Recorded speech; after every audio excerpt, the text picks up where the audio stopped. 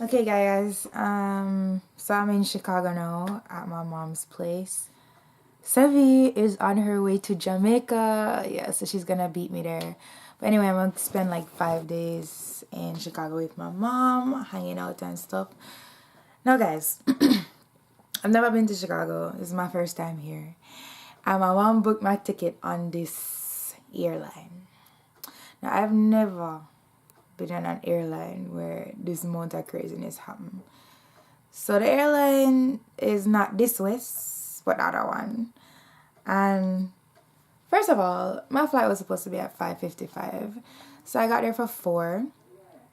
And right after I got there, my mom sent me a message saying that the flight was delayed and I wouldn't be leaving until 6:20. So I was just like, 6:20? Man, it can't be that bad. I mean, it's just a few minutes. It's just, 25 minutes past the original departure time. So I was like, okay, cool. Just gonna chill here. But then right before that, I was doing curbside check-in. And this man was like, this is curbside check-in, so you're gonna have to tip. And I was like, okay, do it. And then he was just like, you sure you want to do curbside? I was just like, didn't I just say do it though? What? Did I speak another language? But anyway, he was like, oh, and this is 5 pounds overweight. And I was just like, God, with the packing. So I was just like, you know what? Okay, give it to me. And I took it inside to repack. But anyway, past that, going into the line now, after I finished repack all of this madness, going into the line, and I'm like, oh, there are tags here. I need to put on the tags because obviously, since they put the bowls out there, like 3 different bowls with all of these tags, mean they're saying to you, don't come up to the counter and do all of this. Now remember, guys, I've never taken this airline before. Never been to this airport. I was in New York at LaGuardia. Is that how you say it? LaGuardia. Yeah, so all of that was just new to me. Going up there to check in, and it was basically just weighing my suitcases because the boarding pass was printed by the computer that was at the desk with a person there. And all the person did was weigh the suitcases and tell me if they were okay with weight and to carry them around the corner to go drop them off at scanning. And give me a tag for them. That's all the person was there for. So I was just like, if you're going to do all of that, you might as well just do the ticket. But anyway, I digress. Going around to the next side of that now, I get to the gate that they gave us. Now, I fully walk past my gate. You know why? My gate was supposed to be B4. Past B1, B2, B3, all of a sudden I'm at B5A. And I was just like, hold it, I count me, can't count? So I was like, no, turn back. B2 doubles as B4. Why? Not a big deal, right? Alright, I'm gonna sit down. Only for here, flight delayed again. Won't be departing until... No. I lie. Actually, we had to move gates. I had to move to B7 or B8. The woman wasn't sure when she made the announcement. She was like, all passengers on this flight number, please move to B7, B8. Yeah, move to B8. And I was just like, okay. So everybody know. I don't know if other things happened before I got around there. But everybody was just like, Lord God. It was almost like it became a joke or something. So everybody moved on to B7. And I was just like, talking to my mom. I was like, Mommy, this plane going to delay again. And I just waiting to hear it. Because we just moved from one gate to the other gate for no particular reason. Or none that was mentioned to us. So I sat there and then as a guest, oh, the plane that you're supposed to be on just arrived and the passengers are now deplaning, but there's mechanical issues, so we'll have to leave a little bit later. And I was like, yep, I saw that one coming. Then they're like, oh, well, actually, the mechanical difficulties, and here's something that I've never heard anywhere else, people. When the announcement comes that is mechanical problems, all of us are like, what the hell that's supposed to mean? But we take it and we be like, yo, I'm not going to know anything about plane anyway, and this is the catch-all phrase for anything what happened on the plane. This woman came and explained what was wrong with the plane. She started mentioning some things about fuel and engine, and to tell you the truth, I pretty much just blanked it all out. I was just like, is she actually explaining? Like, I know I always be like, shouldn't people have to talk about mechanical problem and we don't know what I'm talking about? But nobody never really want you to explain. Like, most of us don't know crap about planes. No. We just don't want to go on a plane with mash up. Simple as that. But anyway, the plane that was supposed to be on not going to arrive till 7:33, and they're like, oh, we have to change planes because that plane not going anywhere. So the new plane will arrive at XXX time and we're going to leave 8:18. And I was just like, we're not leaving 8:18. So evidently the plane that we were waiting on came from Dallas and we were supposed to depart at 8:18. This plane come maybe 7:35 or whatever. And I never see so many people come off on a plane or so many people take so long to come off on a plane. But I was standing there, people trickling out of the plane. So I was just like, anyway, by that point, I just accepted that it's going to be late, no matter what I do. So I'm there chilling. We finally get on the plane. Now, here's the thing with this airline.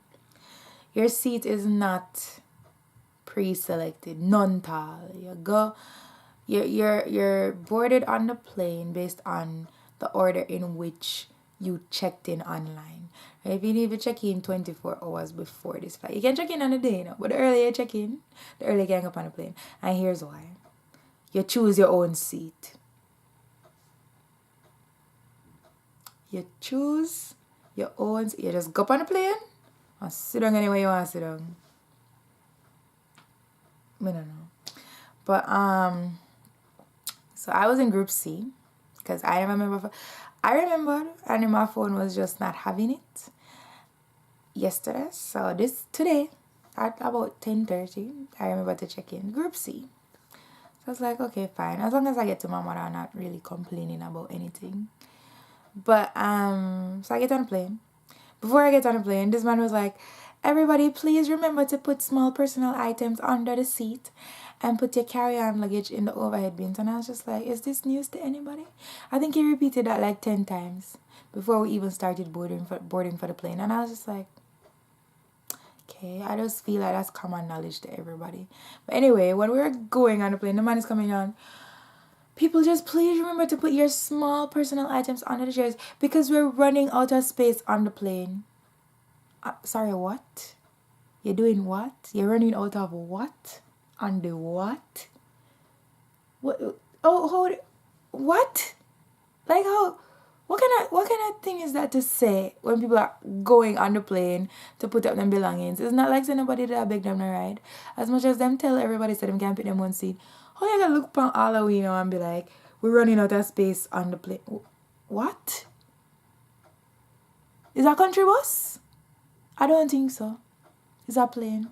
Everybody pay them money for have them carry on luggage and them personal items on the plane.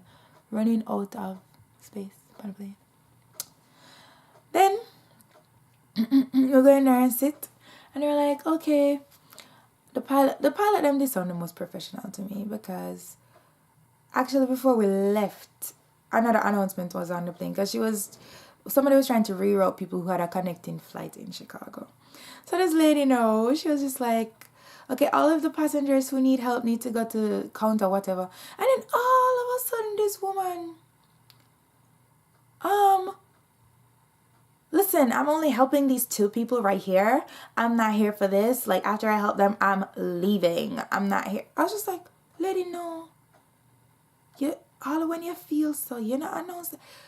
Even if you want to say it, say it over the intercom so everybody can hear the unprofessionalism. Like, what was that? Honestly, guys, I feel like it's the most ghetto airport airline I ever have what do I call it? I don't want to say misfortune. It's such a strong phrase. I've ever had the experience of. I've never seen anything like that. And I mean, I guess in the grand scheme of things, it's not the worst thing that could happen. But dear heavens, man. Look up panache. Anyway, on the plane. Sitting there on the runway forever. Yes, I'm not wearing. I took off my pants, so what? on the plane, sitting there, and I met two gentlemen who just happened to sit down beside because there was a free seat there. Them introduced themselves. That was very interesting. Cool dudes, much older than me. We're chilling, and the pilot is like, okay, so we're hoping to get you guys out of here and home in Chicago soon, but evidently they're still loading the luggage and they need to check the numbers, and they're having a little trouble on it. They're trying to make sure that all the baggage is here and they're getting the spacing right and the numbers right. And I was just like, okay, that's a lot of details, although you sound a lot more professional. So okay, sure. We could hear the bags being loaded on the plane. Now I was sitting there going, did I have anything fragile in my bag? Because nothing what them I do down there don't sound gentle. You can imagine?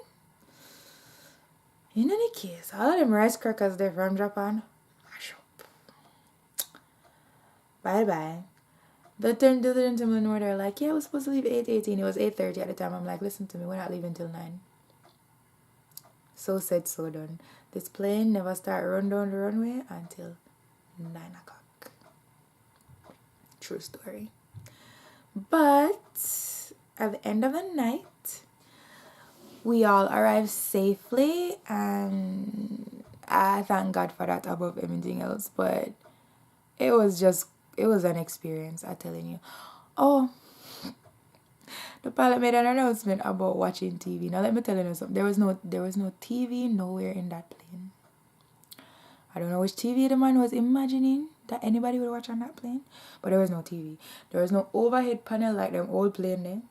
There was no screen in the back of the seat. There was no panel of any sort. No, there was no plane.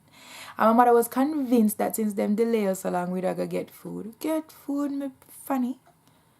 Not that thing, not go so. And then the air hostesses. Normally when I go on planes, the air hostesses are like them on fleek, them uniform, everything's. These air hostesses were, some people were, I think the pilots were in polo shirts, which I mean, I guess this is a very casual airline. The air hostesses were in long sleeve shirts and pants, and these shirts weren't even tucked in. They were just there, like, them did just there anyway. And I'm just like, oh, I've never seen. Actually, the two gentlemen beside me we had a conversation about that, because he was just like, one of them, he had been in the Air Force, and he was just like, I've never seen anything like this before. He's like, I remember when taking a plane was like a big affair. People would dress up in suits and things, and the air hostesses would always be, stylish and well put together and pressed and thing. And I was just like, yes. He's like, I don't think you can remember this because you're quite young. I'm like, no, I think I have a vague idea of what you're talking about. And the air hostesses were not, I repeat, not on fleek. It was just blah. Just did it. And I was just like, I was just observing, and this is how I was nodding my head. Yes, man. As long as I reach where I'm going. But yeah. And then all the food was from $2 to $8, if I remember correctly. Then the gentleman beside me asked for tea with lemon. My lady go,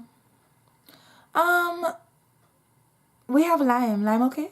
Because lemon no, lime yes. How about lime?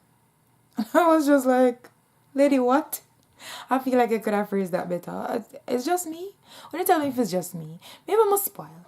Just only tell me if it's me. And then after the tea finished, because I kept nodding in and out after the plane finally took off, because I was just not about staying up for any of that. The gentleman was trying to hand her the cup because she was collecting garbage, right? She was collecting garbage. I was handing the cup to her. She passed our seat, go on to the next seat, and he was like, excuse me, and she wasn't listening. I was like, excuse me, ma'am. And sir, wait a moment. I was just like, give me a second. I was just like, but you're standing right there. You haven't gone anywhere. And she come back to our seat. She's like, yes, it's your turn now. And then I was just like, no, she didn't. Like, girl, check yourself. all of that was not necessary. But like I said, guys, thankful for traveling mercies. I'm at my mother yard. Mother trying to sleep in the next room. I'm just over here making pure nice. So I'll see you guys later. Hopefully in the next video I'll already be in Jamaica, or I'll probably videotape me and my mom running up and down. But you'll see me and Sevilla again soon. I'm supposed to be in Jamaica by April 5th. So we're gonna make another video then. I'm sorry the videos are late. Editing takes forever and my software is acting a fool. So y'all just have to wait.